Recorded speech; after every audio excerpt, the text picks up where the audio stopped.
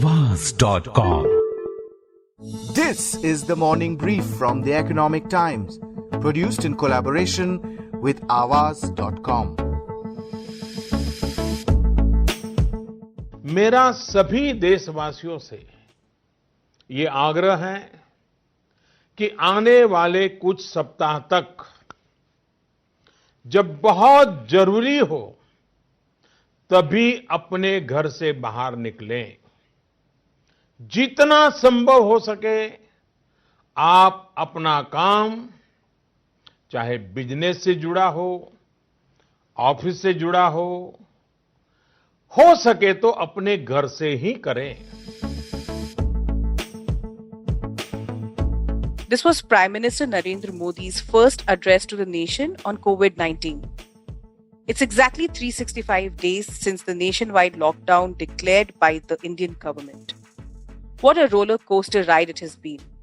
From waking up to silent roads and chirping birds to gloomy days that burdened us with losses of life, of jobs, and of faith that we humans were invincible.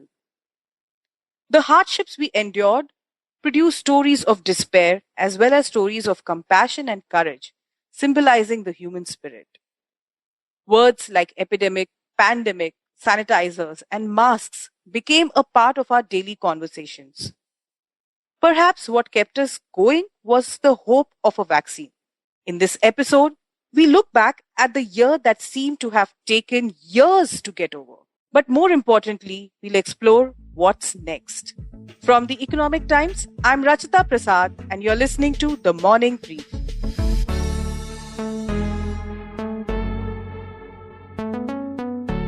I have invited 4 experts from the Economic Times who will throw light on how we battled and continue to fight the pandemic and how the lockdown affected the economy, businesses and the equity markets, and what lies ahead. Before we dive in, let's take a quick recap of the year that was. On December 31st, 2019, Chinese officials alerted the World Health Organization about cases of pneumonia of unknown cause detected in Wuhan city. January 11th, China reported the first known death from an illness caused by a new coronavirus. Shortly after that, on January 30th, 2020, India reported its first case of novel coronavirus in Kerala, a medical student who had returned from Wuhan.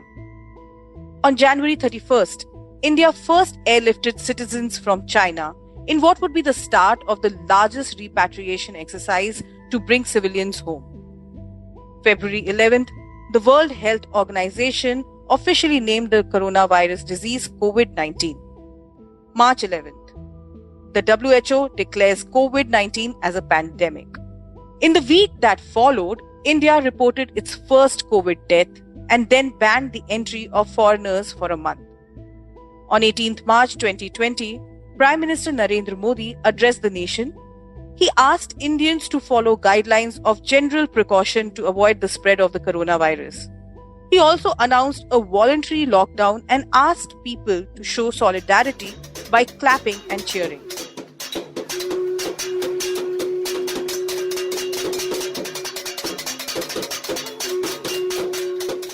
March 22nd, 2020.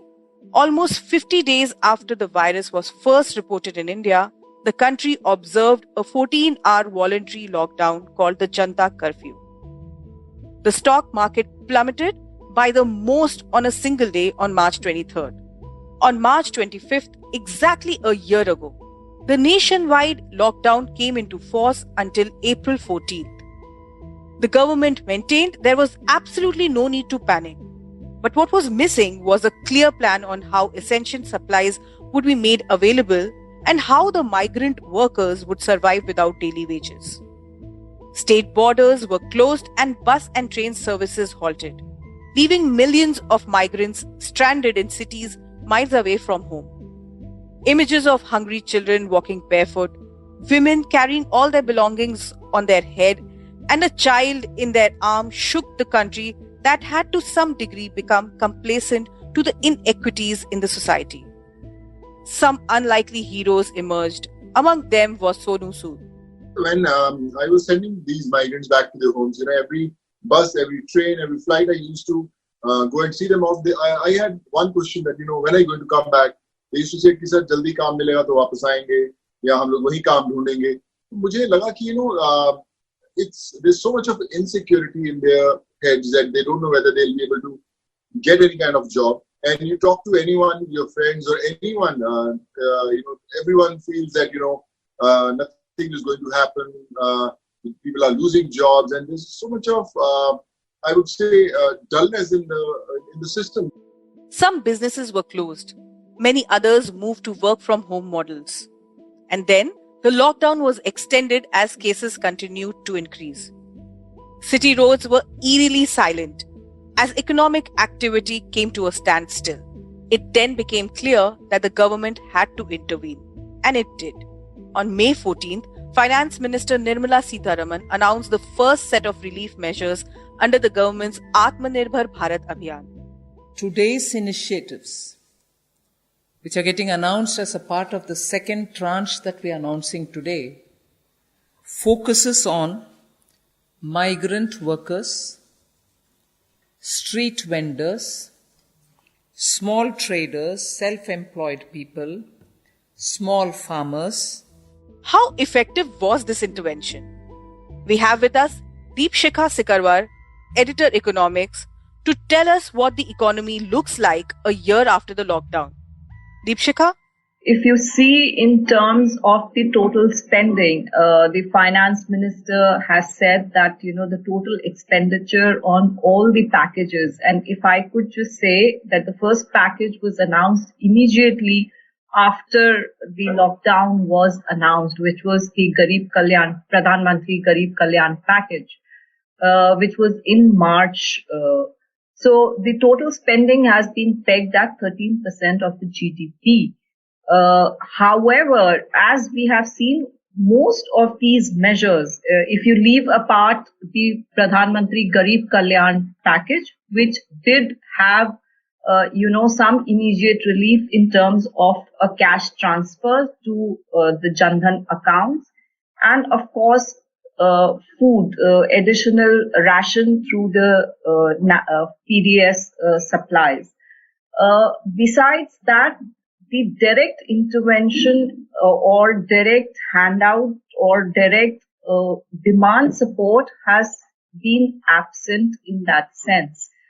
These measures have largely been focused on supply side, on investment side. So if you look at all the Atmanirbhar packages, 3 of them, and the Pradhan Mantri Garib Kalyan packages, first quarter was really bad. The GDP was totally sort of hit very hard, shaved off. We have recovered from there. That was like sort of a rock bottom. We are now going to close the year with about 8% contraction that the government expects. However, there is going to be a bounce back in the coming fiscal. The expectations are that we could grow double digit, 11% or so. The various estimates are available. However, if you look at the size of the GDP, it will take us almost 2 to 3 years to have actually return to the size of the GDP that was pre-COVID. In terms of key, incentives to actually spur manufacturing in the country, to spur investment in the country, those have happened. But measures to support demand, that did not come through. On June 8, 2020, India started a phased reopening after 75 days of lockdown. By now, the country had reported 2.5 lakh cases of COVID-19 and over 7,000 deaths. But life for most Indians had changed. Work from home became a norm. Many lost their jobs and others faced salary cuts as companies tried to stay afloat. Saumya Bhattacharya, who heads a team of reporters at ET that closely follows careers, human resource practices, and the job market, joins us. Saumya, what's the job market looking like right now? Will downsizing continue? Who is hiring right now? India's job market saw 6 consecutive turbulent months amid the pandemic. So this was April to September 2020. As Deepshikha said, the economy hit the rock bottom, and so did the job market. So job recovery has been picking up pace in the last couple of quarters in a major way. Hospitality and brick and mortar retail is yet to pick up. However, manufacturing is coming back strong. Education and edtech is doing well. Technology is doing very well. Healthcare has been doing pretty well through the last 1 year. In terms of campus placements, IIMs have done very well. So have IITs. A large part of the placement is being driven by new age companies, e-commerce, startups, while tier 2 and tier 3 institutes are not doing as well as is expected. And that is going to continue for some more months. If things continue, if the vaccination drive goes as planned, and if the sentiment keeps reviving, the job market is expected to reach its pre-COVID levels around the last 2 quarters of 2021. In sharp contrast to the gloom and doom that consumed most people, the stock market seemed upbeat. It recouped pre-lockdown losses, and the benchmark index Sensex moved close to the 50,000 mark by the end of 2020. Nishanth Vasudevan, who heads market coverage at ET, is here to give us some perspective.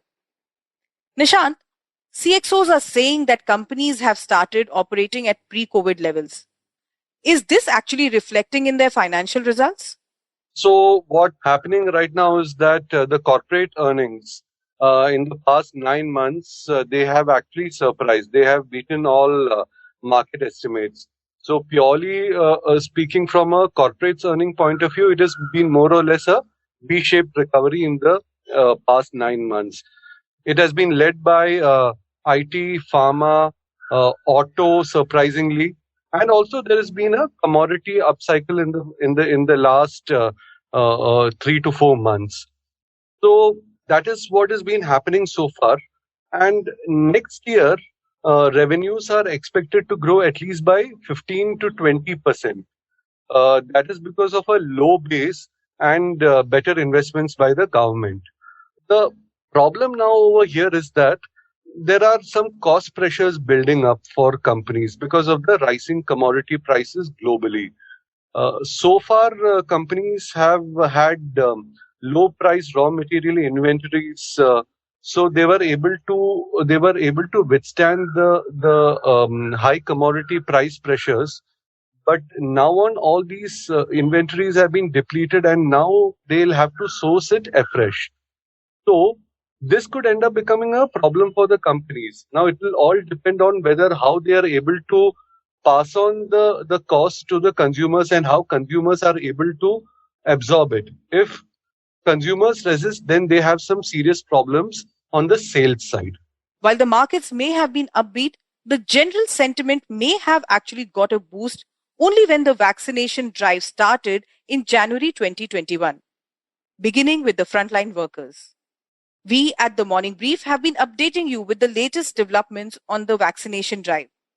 Let's hear from ET's pharma expert Divya Rajagopal, who has been closely monitoring this space. Divya, how has India fared so far in vaccinating people? So, Rachita, earlier this week, India touched close to 5 crore total vaccine doses that it's administered in the country. This is third highest in the world. So if you look at the total number of vaccine doses, if country-wise, United States leads, followed by China, and then it is India. However, if you look at cumulatively, the number seems very great. But if you look at population-wise, India is nowhere close to vaccinating even 10% of its population. And that's where we have to get in. So we saw that the government has quickly moved and opened up the vaccination to everyone who's above the age of 45-year-old. It's a welcome move considering the growing number of cases that we are seeing. Let's hope that this move inches up the vaccination number per 100 population, which is required for us to prevent severe diseases and deaths that might come in with the rising number of cases.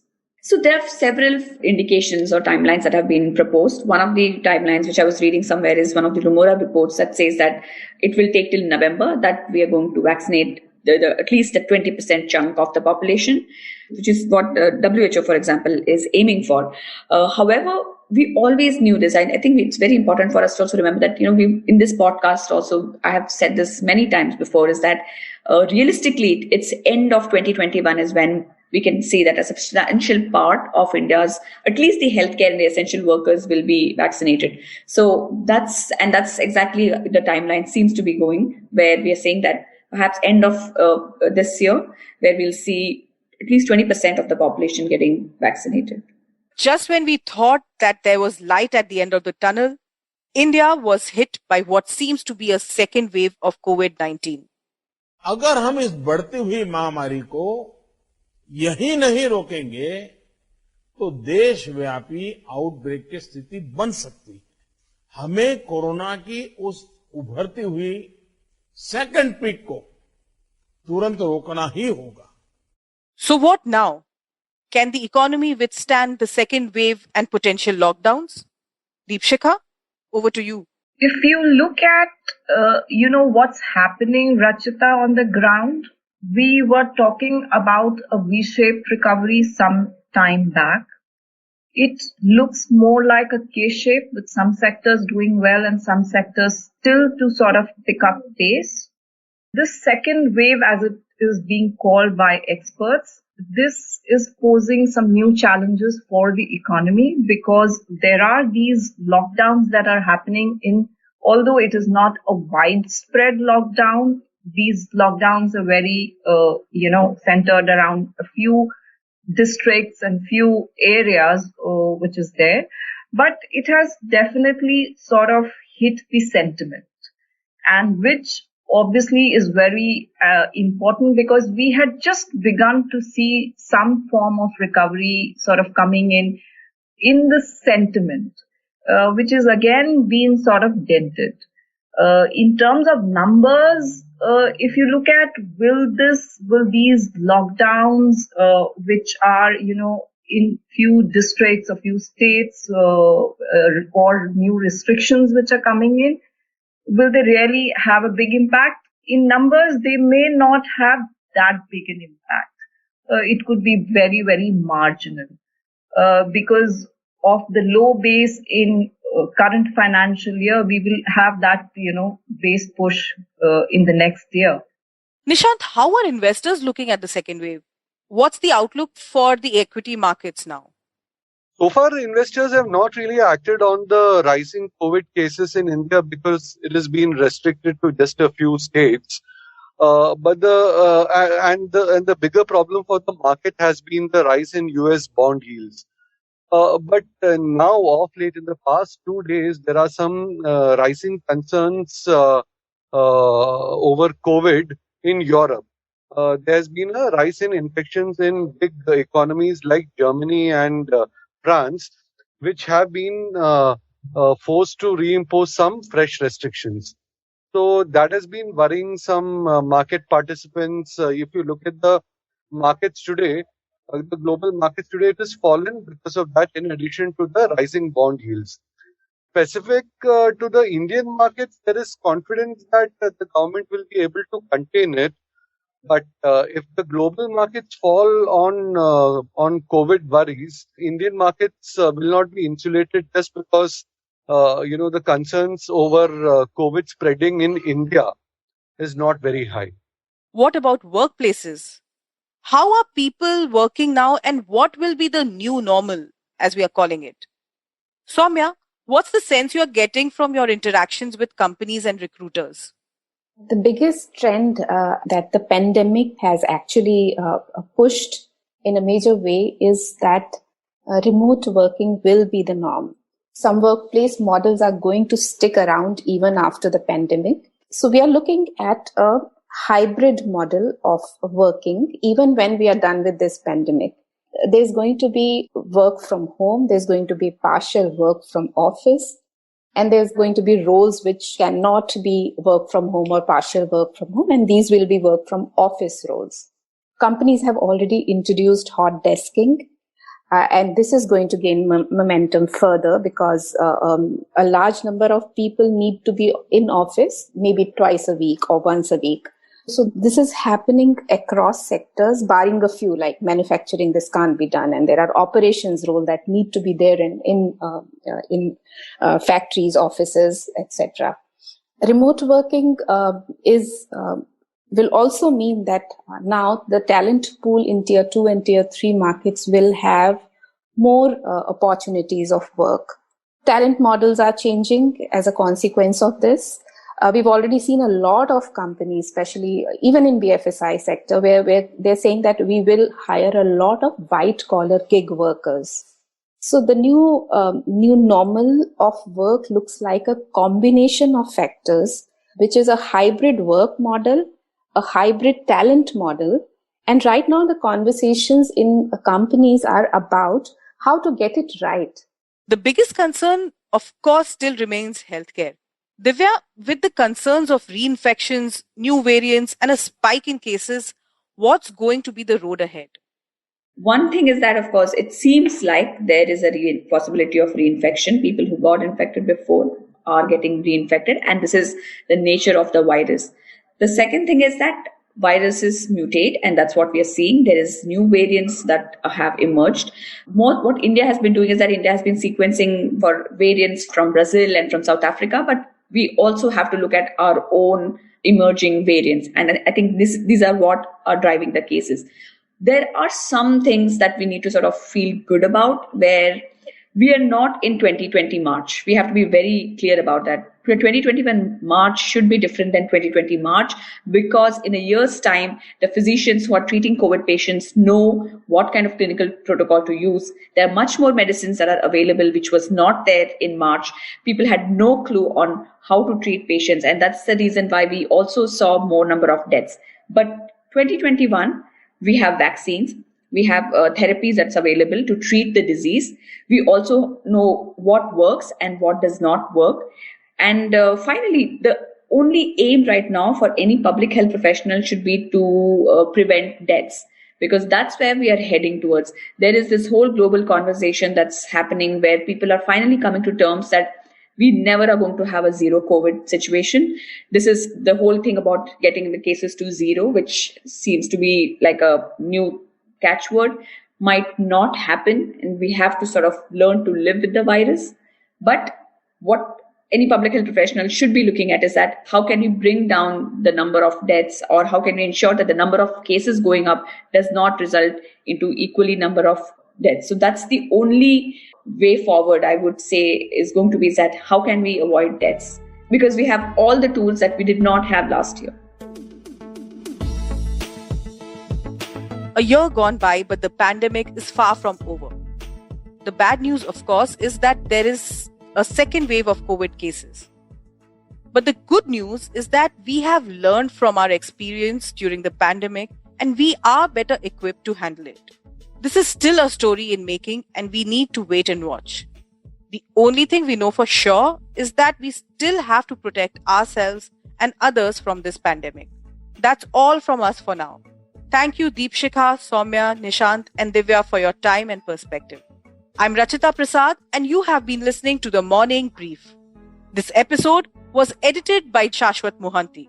Shashwat was also coordinating this episode. I hope you enjoyed listening to this episode. We look forward to your feedback. Write to us at themorningbrief@timesgroup.com. And if you like this episode, please do share it on social media. The Morning Brief airs every Tuesday, Thursday, and Friday. Thank you for listening, and have a great day.